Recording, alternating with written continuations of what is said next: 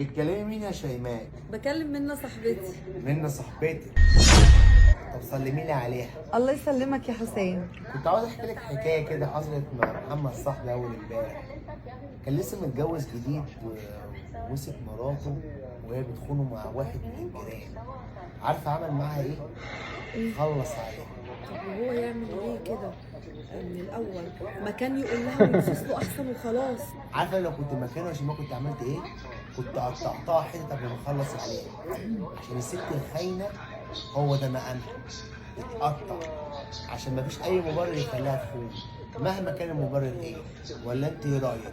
او ممكن يكون هو مقصر معاها وهي اضطرت تعمل كده، وكان ممكن يكون الحل بسيط جدا، مش لازم يخلص عليها يعني. حتى لو مقصر معاها ما يديلهاش الحق اللي هي تخونه ابدا واتكلم على راجل تاني، صح؟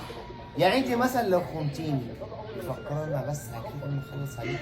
وانت ليه يا حسام يعني بتشبهني بمرات صاحبك؟ وبعدين انا مش خاينه.